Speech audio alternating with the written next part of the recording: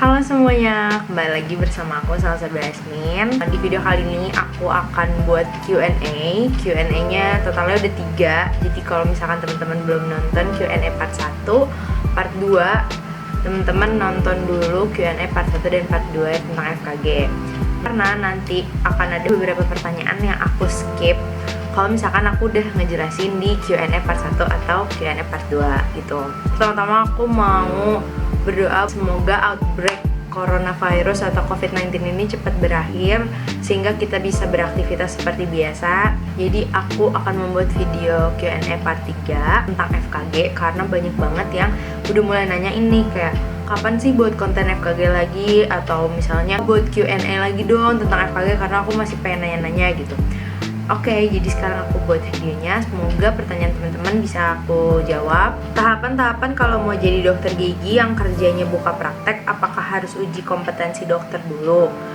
Nah, bener banget teman-teman, untuk jadi dokter gigi kita itu harus punya yang namanya SIP. Nah, SIP itu didapat kalau misalkan kita udah uji kompetensi dokter gigi alias kita lulus resmi dari negara gitu. Meskipun kita udah nyelesain requirement yang ada di fakultas, tetap harus ujian yang bener-bener sama-sama satu Indonesia atau yang namanya itu UKMP 2DG. Seberapa pentingnya akreditasi kampus dan prodi untuk kedokteran gigi, Kak? Kalau misalkan teman-teman mau praktek jadi dokter gigi yang punya klinik sendiri, menurut aku nggak terlalu masalah buat akreditasi dari fakultas kedokteran gigi yang teman-teman jalanin. Tapi kalau misalkan teman-teman nih mau ambil spesialis, untuk teman-teman itu nanti harus jadi salah satunya itu rekomendasi rumah sakit. Nah, menurut aku akreditasi dari suatu fakultas itu tuh ngaruhnya di situ. Kalau misalkan dari fakultas-fakultas yang bagus atau dari universitas-universitas yang bagus, yang akreditasinya baik, itu teman-teman akan lebih mudah mendapatkan rekomendasi rumah sakit. Tapi meskipun nggak selalu kayak gitu, tapi peluangnya itu lebih besar gitu. Nah, pertanyaan selanjutnya itu, cara nyari beasiswa di FKG itu gimana, Kak?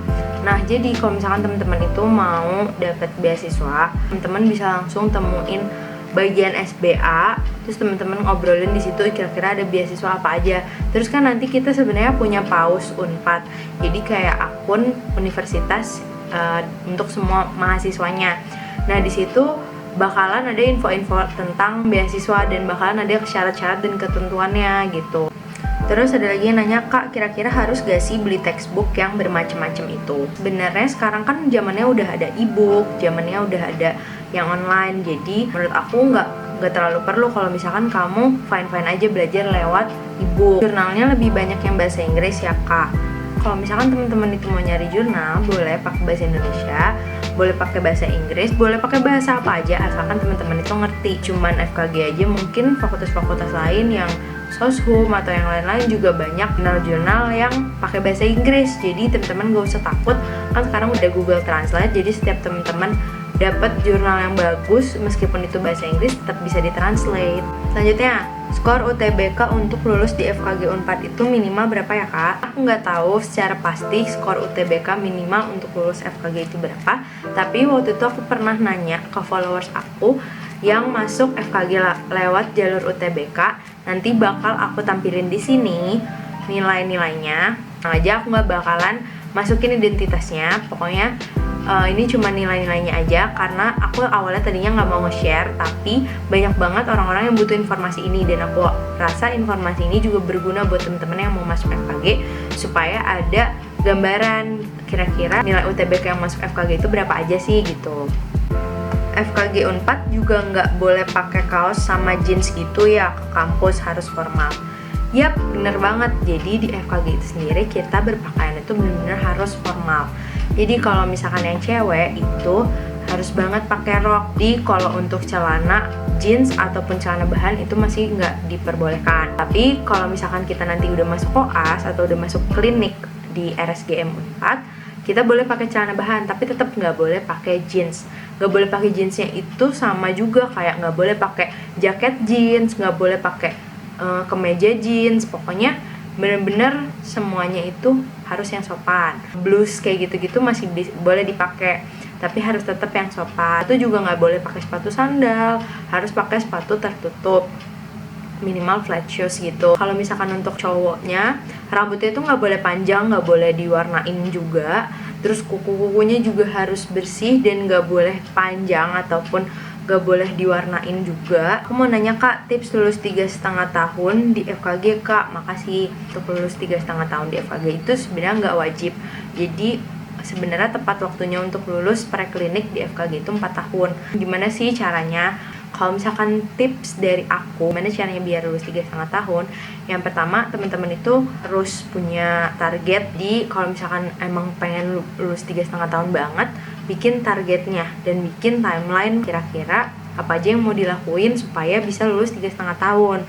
Nah, setelah teman-teman bikin timeline, teman-teman harus ngejalanin itu. Karena kalau misalkan di preklinik atau di skripsi, sebenarnya musuh terbesar itu tuh diri sendiri. Jadi kayak ya kita harus berjuang melawan diri sendiri, melawan malesnya kita, melawan males bimbingan kita, melawan males revisian. Dan menurut aku lulus 3,5 tahun itu nggak mudah guys, karena lulus 3,5 tahun itu semuanya serba di press.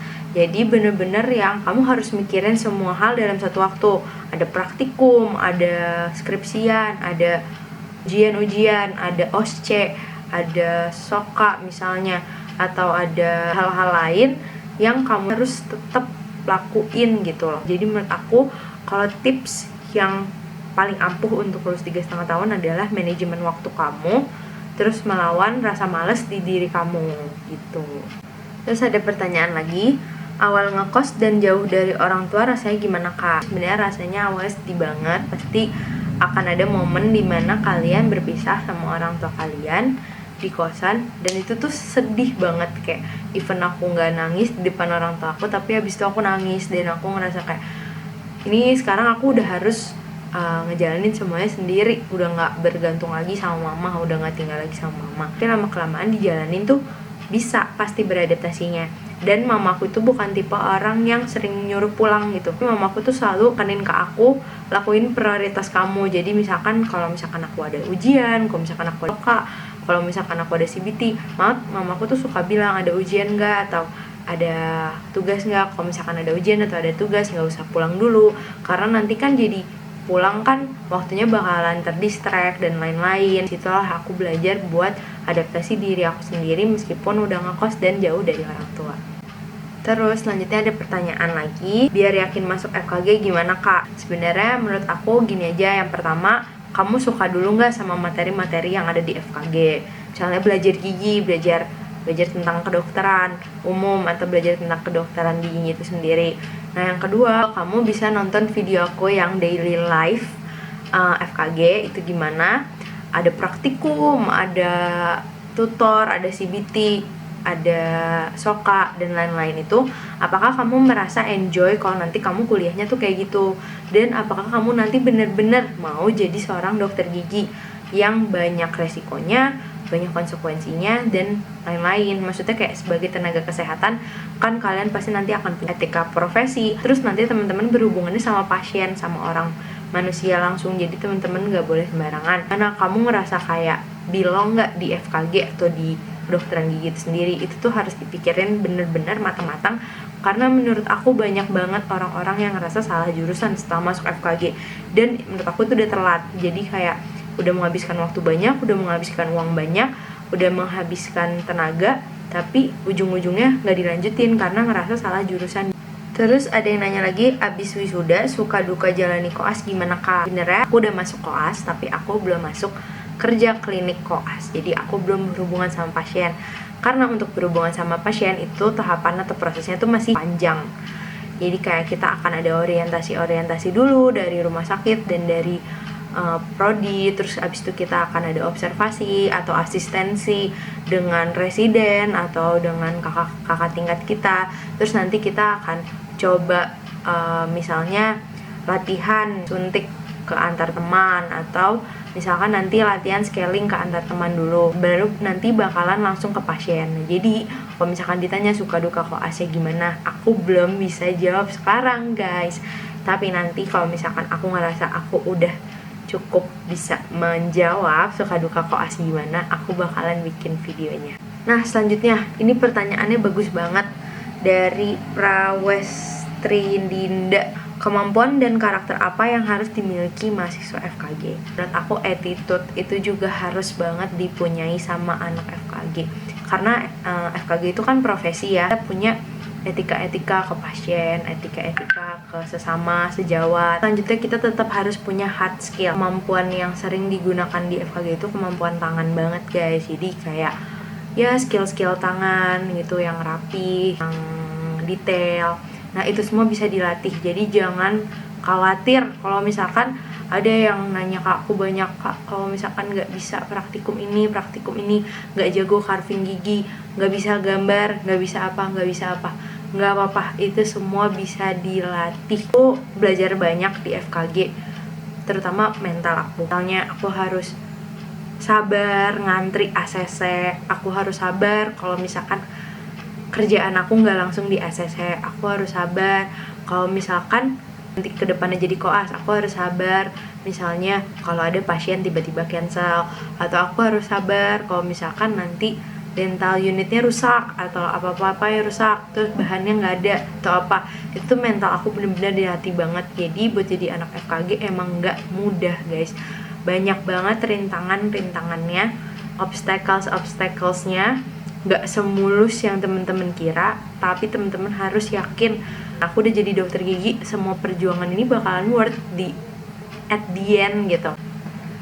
Selanjutnya ada pertanyaan, apa bahan atau alat termahal yang pernah kakak beli buat praktek? Alat yang paling mahal pernah aku beli itu mikromotor. Mikromotor itu ada di video aku yang alat kedokteran gigi yang part ini.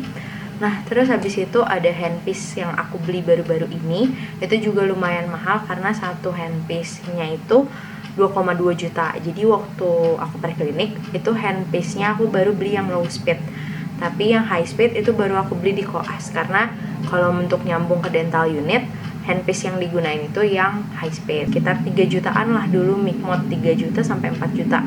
Kalau bahan, menurut aku bahan yang paling mahal itu alginat sih guys, karena alginat itu kan kayak bahan yang habis pakai, dan itu satu bungkus itu tuh bisa 100 ribuan, dan kalau misalkan kita gagal nyetak berkali-kali ya lumayan, satu bungkus itu habis dengan sekejap gitu. Ini tuh lucu banget sih, aku pernah beli gigi.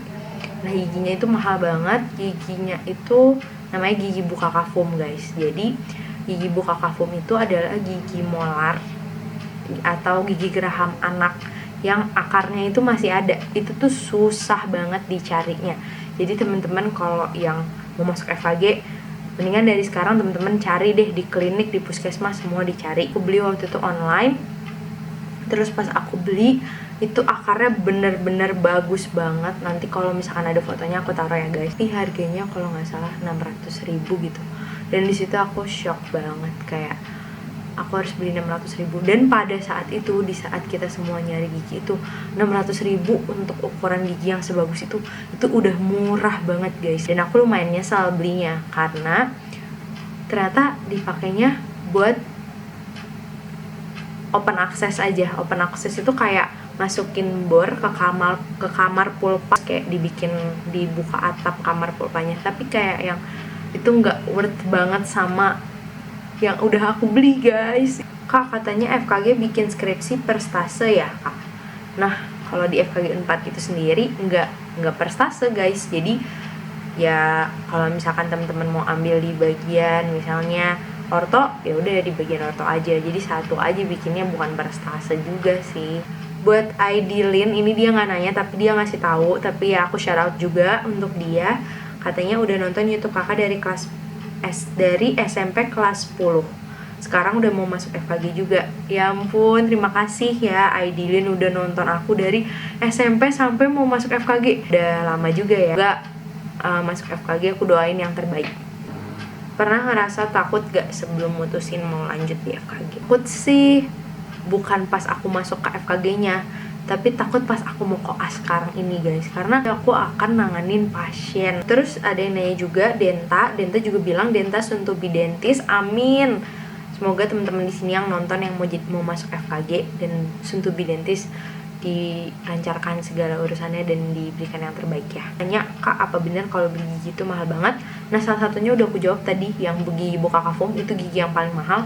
Sisanya mahal sih, tapi yang nggak se ekstrim 600.000 juga. Ya paling satu gigi paling mahal 100.000, tapi kan tetap aja mahal kan guys. Itu aja yang bisa aku jawab sekarang. Sebenarnya banyak sih pertanyaan yang belum aku jawab, kayak misalnya pertanyaan koas, dan ada beberapa pertanyaan yang belum aku bisa jawab. Semoga secepatnya aku bisa jawab ya guys, karena kalau aku jawab sekarang nanti jatuhnya kayak so tau aku juga belum ngejalanin itu gitu loh. Semoga teman-teman juga doain aku, semoga koas aku lancar-lancar. Jangan lupa kalau teman-teman ada keluhan gigi dan mulut, teman-teman bisa konsultasi ke DM aku supaya aku bisa cari-cari dan belajar lagi. Terakhir, untuk teman-teman yang sekarang lagi karantin, self karantin, jangan lupa tetap di rumah aja kalau bisa. Makasih udah nonton. Jangan lupa untuk jaga kesehatan, sekali lagi jaga kesehatan. Jangan lupa kalau teman-teman merasa ini bermanfaat dan berguna, bisa di-share ke teman-teman kamu lainnya, atau bisa di like dan bisa di komen kira konten apa lagi yang akan aku buat nih. Terus jangan lupa juga buat subscribe yang belum subscribe. See you in my next video. Bye bye.